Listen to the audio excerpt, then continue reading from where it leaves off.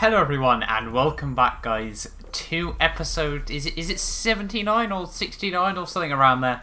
I can't even remember guys, it has been so long since we did my F1 2016 career mode guys, and I can only apologise for that. Just a lot of other things have happened on the channel. Obviously I hit 1k subscribers and I sort of, I slacked off a little guys, I won't lie, I sort of hit 1k and I thought, I was obviously very happy with that, and I thought, I took a couple of weeks back and you just thought, I'll see what happens with the channel over the next couple of weeks and just obviously see what continues, guys. So I can only apologise for that. But we are back once again with my F1 2016 career mode, guys. And I have another apology to make because unfortunately I recorded qualifying and free practice for this race and I have no idea where those files went. I've recorded the race and I've obviously got all the race footage and everything, but I have no idea. I spent about an hour going through my computer looking through so many different files to try and find practice and qualifying, guys, but it was nowhere to be seen, so I can only apologise for that.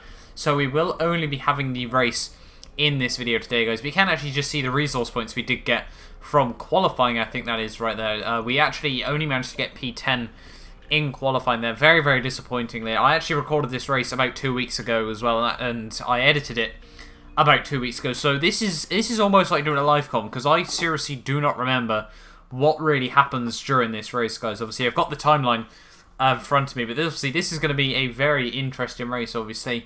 You would have seen at the start of the video the points at the moment, and obviously with 4 races to go, we have got a very comfortable lead at the top of the standings, guys. But obviously, if you did miss the last video, I would highly recommend going back and checking that out, guys. Obviously, so far this season, the races have been pretty damn good, and obviously it's, apart from me, there's sort of like a very, very good squabble for second place overall. So, hopefully, if you do want to go back and check those videos, so I would highly recommend doing so. But here we are then, at the USA Grand Prix. It's actually raining for this race here. It's looking very, very intermediate conditions there. So a bit like the 2015 race, obviously, where perhaps changeable conditions could lead to a very, very spicy race here. Obviously, we'll have to wait and see as we progress through the 28 laps of this circuit of the Americas, guys. But hopefully, I'll have a look down the grid in a second. I'm having a look at this circuit. Not a track that I'm a particularly big fan of, though. I won't lie. It's not a massive fan favorite, the US Grand Prix. It's a good track, don't get me wrong, but I just really lack to find flow around it. It's just not a track I'm particularly a fan of overall there, guys. But hopefully that shouldn't stop me from getting another good result in this series, guys. But let's have a look then at the grid here, and I genuinely have no idea. So we've got Daniel Ricciardo on pole with Sebastian Vettel right behind him there. Max Verstappen and Daniel Kvyat fill out the second row there. So strong result from my teammate there. Kimi Räikkönen and the Roman Grosjean in the home Haas, obviously doing very, very well up in Q3 there. As you can see, me down in P10, I'm pretty certain I crashed out in Q3 there, but it must have been intermediate conditions there. Lewis Hamilton all the way down in P13 there, and Julian Palmer outperforming his teammate once again there, guys. You can just see right at the very back, we've got Valtteri Bottas and Rio Haryanto there on the back row of the grid for this US Grand Prix, guys. But, hopefully, tyre wear around this circuit, not actually that bad. So, maybe we could try and stretch. Obviously, the one stop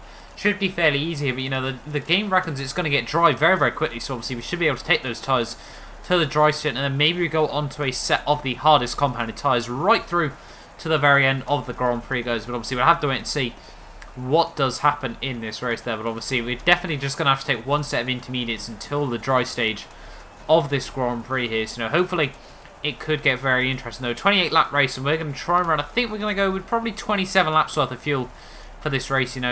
Obviously in these races, especially in the wet, you just can't use the rich revs to your advantage. Obviously, if it's going to be obviously standard revs for in the rain conditions there, guys.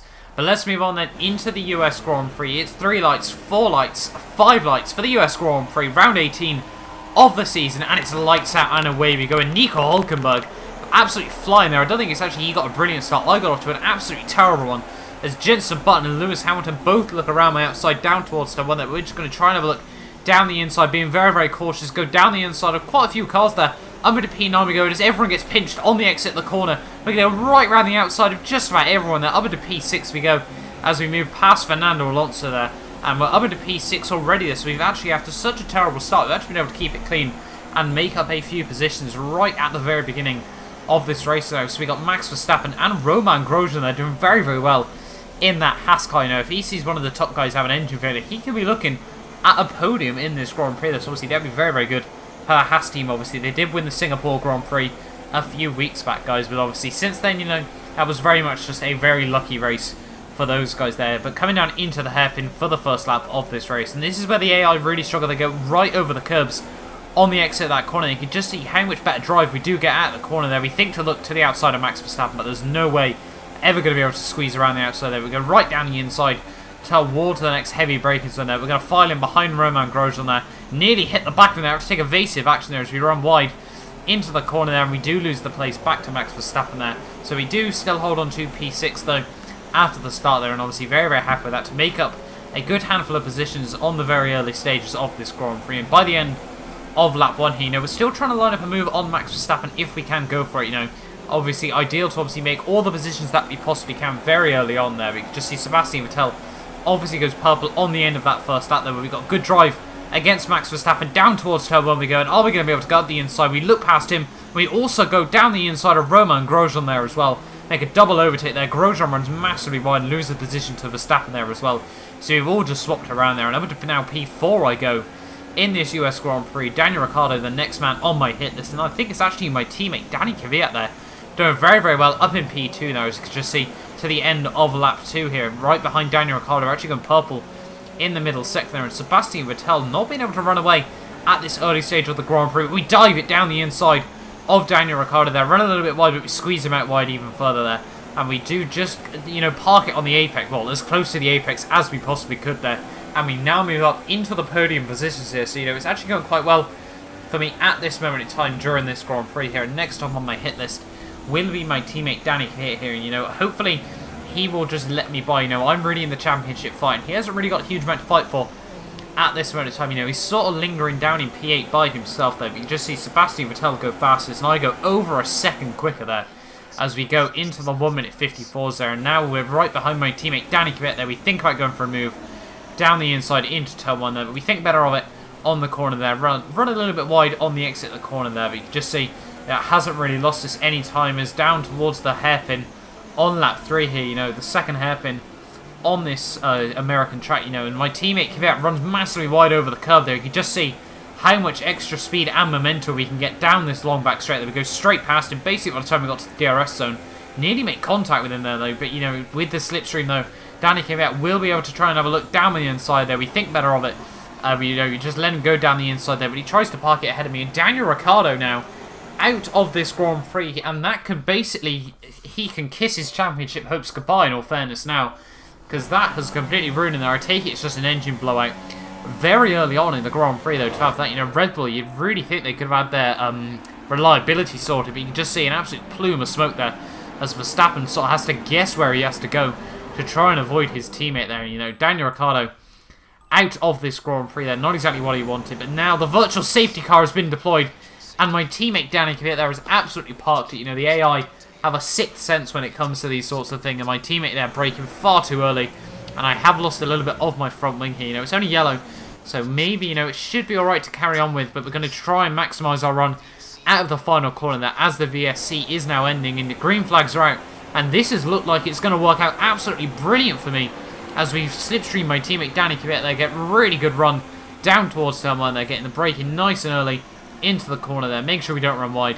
And we do now move up into P2 of this US Grand Prix. We've only got Sebastian Vettel left ahead of me, and hopefully, you know, come the end of lap 13, you know, we are really closing in on Sebastian here. But, you know, the race pace so far, you know, it's just been very, very consistent between myself and Sebastian here. You can just see on the minimap how much time I've been able to pull away from my teammate Danny Kvyat there. But, you know, we're still closing in on Sebastian ever so slightly there, as we do go purple in the final sector. But we think about going for a move down the inside. They're nearly going to the back of him there, so take a little bit of evasive action, run wide on the exit of the corner there. Sebastian nearly forces me off the circuit there. No idea what he's being so aggressive about that, but he does hold on to the lead of this US Grand Prix here. You know, we're not going to stop piling on the pressure. You know, we're halfway through this race already. You know, there's still a lot of chances to go for overtakes there. We run massively deep into the hairpin there, and coming out of the corner, you just see Sebastian Vettel accidentally once again going over those curbs. You can just see me running wide has actually not lost me that much amount of time.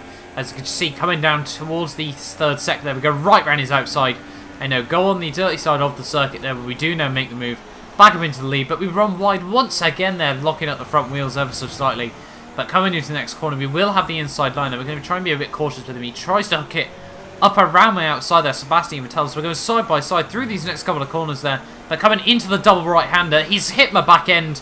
And Sebastian Vettel, no idea what he's doing there. We're going to have to give it a look on the replay cameras there. But he's just tagged me, and I'm not really too sure whether that's my fault or his. We're going to have to look on the replays here from Sebastian's point of view. You could just see on the third-person camera, you can't really tell a lot, I don't think. As you could just have a look. We go right round, it's up the inside there, and he's trying to hold it side by side with me.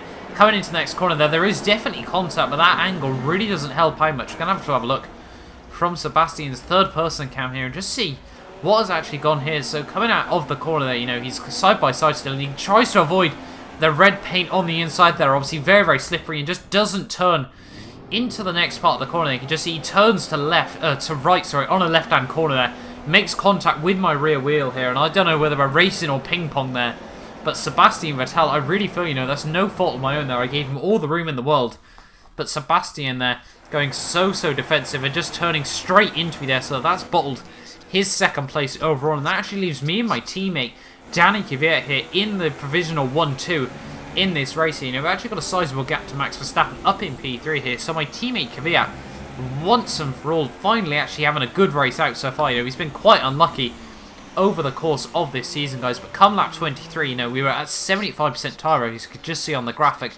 And I was really umming and ahhing, we could probably take these tyres right to the very end of the Grand Prix, but it would be very, very risky if we did end up getting a puncture right at the very end of the race, guys. I don't really want to gamble it much more. Everyone else has already come through the pits once. So obviously not a huge risk for myself. Obviously, if I do come in now and then in a couple of laps' time, I may have to come in for a set of the dry tyres, guys. But coming out down into the pit lane, obviously, we managed to get the car slowed down very, very nicely as we came into the pits here. And coming down into my pit box, and the team are actually going to change the front wing here. DRS has also been enabled there, so the track might actually be dry enough now, obviously, for a few guys to come in and gamble it. But my teammate and whoever's just behind him, Max Verstappen and someone else, have not gambled to come in there. My teammate Capure flies straight past there, and I hear Verstappen about to come past me as well there, guys. You can just see him down, coming towards turn one there. We're going to have to go very, very defensive into the corner there, get the car slowed down just about, getting very near the apex there, but we do now hold on to P2 of this US Grand Prix here. Hopefully, if we can close in on my teammate Capure here in these couple of laps, maybe we could still fight for the win of this Grand Prix. They can see the gap now down to just 2.5 seconds, and coming to the end of lap 25 here, you can just see the gap once again getting even smaller at this moment in time during this race here, just coming down towards the line, and the gap now is down to 1.6 seconds there, so we are closing in very, very quickly here. You can just see on the end of lap 26 the gap now visibly smaller once again here. We've got 2 laps to go in this Grand Prix, and hopefully we can try and make the move against my teammate Danny Capure here. I'm hoping he kind of just lets me through for the championship. Obviously we need this 1-2 for the constructors standings as well, but obviously if he lets me through, it will massively benefit both me and the team there. So obviously, but Danny needs to try and get a good result here. If he can try and take home this race win, maybe this could massively boost him for next season. He's been incredibly unlucky throughout the whole of this season, when it comes to reliability and also just general pace in the car. I've really been able to wipe the floor with him overall in this season. But coming through Sector 1, you can just see he's actually got a very, very good line through the whole of Sector 1 there. He does actually pull out a little bit of time away from myself here. Hopefully through Sector 2 we can try and close back in on him once again there. But we're trying to take a little bit of alternate lines. You can just see the car there skidding just as we go through the second sector. Not exactly what I wanted from the car, but we're starting to really run out of grip. Obviously we're on a fresh set of the intermediate tyres there, but the track is just getting so dry. But coming down now, down through the hairpin, are we going to see Capure do what he's done all race long? Yes, we do once again. He runs over those curbs there, not exactly what he wanted. And you can just see coming down this long back straight with the slipstream, with the DRS. You can have a look straight down the inside of him. We do now move up into the lead of the Grand Prix, but coming into the braking zone, we brake massively late down into the corner there, run massively wide, and Capure just goes, thank you very much. Takes back the lead of this US Grand Prix there with 1 lap to go of this race, and we could see an absolute dogfight between myself and Capure here. We haven't really seen anything like this throughout the whole season from Capure. He's been very much the number 2 driver all the way through the season, but now coming on to the final lap of this US Grand Prix. Hopefully We can still try and get past my teammate Capure. We're still losing the back end ever so slightly. You know, the back end, this car having such little grip now. You know, the tyres so cold and, you know, wearing so quickly. And down towards someone, we run massively wide up towards the hairpin there. You know, not exactly what I wanted. And Capure gets a little bit more breathing space, you know, through sector 1. Probably his strongest sector around this circuit. You know, hopefully, if we can obviously nail it, we're just not going to take any risks. You know, try and avoid the curbs a little bit here. You know, the curves on this track, not actually too bad, but, you know, you don't want to try and hit them right at the very end of that sector, guys. You can just see Capure half a second ahead of me on this final lap of this Grand Prix. Jensen Button there, sorry, goes fastest there. You know, not really something we've seen too often this season. And you can just see coming out down towards the hairpin, we really need Capure once again to ruin his run out of the hairpin. You know, the AI have been doing it all race long. And once again, Capure does it there. And with the slipstream once again and the DRS, we're going to be able to get a very good run on my teammate Capure. You know, we employ the DRS and we try and go out the past him, but we lose the back end ever so slightly there. We're still trying to squirm along, and we somehow managed to hold the back end there in shape, somehow keeping it in the right direction there. But Capure still holds on to the lead of that Grand Prix. We're going to have to try and dive it down the inside into the next corner there. We think better of it as we come through the final sector of this Grand Prix here. You know, we really need to try and take any chance we can possibly get. Capure defending nicely into this double left-hander there, and we do get a very nice apex there. He runs wide over the curves once again there. We're going to have to try and have a look down the inside there, but he parks it right on the front of my car there, and coming down through this old turkey-esque section on the final couple of corners of this Grand Prix. Capure placing his car exactly where he needs to put it, and into the final corner there. You know, Capure's too far ahead of me, and we're not going to be able to get through to take home the win of this race. But Toro Rosso take home our very first 1-2.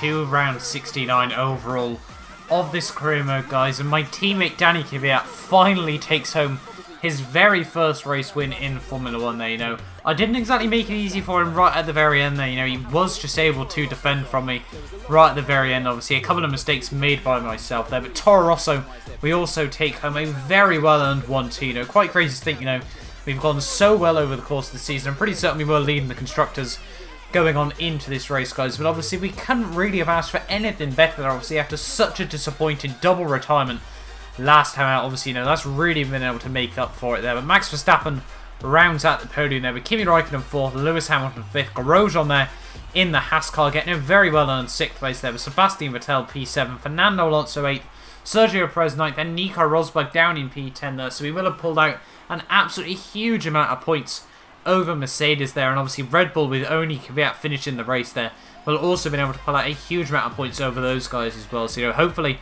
that should leave us in a very strong place overall in the constructors standings, guys. And obviously we're still focused on the drivers standings. Obviously we need to make sure we wrap up that title. Hopefully, you know, I'm not too sure mathematically if we can wrap it up at the Mexican Grand Prix. I think yes we can. All we need to do then is beat Nico Rosberg, Kimi Räikkönen, Daniel Ricciardo and Lewis Hamilton there. Obviously, Lewis Hamilton has to win the race to stay in the fight there. I think Daniel Ricciardo also has to win the race to even stay in the fight. Kimi Räikkönen, I think, yes, he also has to. But Nico Rosberg just needs to beat me to stay in the fight.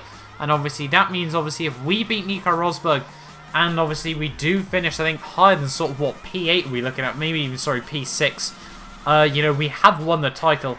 at the Mexican Grand Prix though, so obviously, you know, that will be what we are gunning to win next time out, guys. And obviously, hopefully, if we have a look at the Constructors standings as well, we do re-inherit the lead of the Constructors title. As you can see, we've got a 23-point lead, and obviously that title so much closer at this moment in time during the season. So I think that really, obviously, once we take home the drivers, will be what we have to focus on, guys. But hopefully, you know, you have enjoyed this video. Do not forget to like, subscribe for more of my F1 2016 career mode, and I will see you guys next time for the Mexican Grand Prix. So promise that you'll catch me.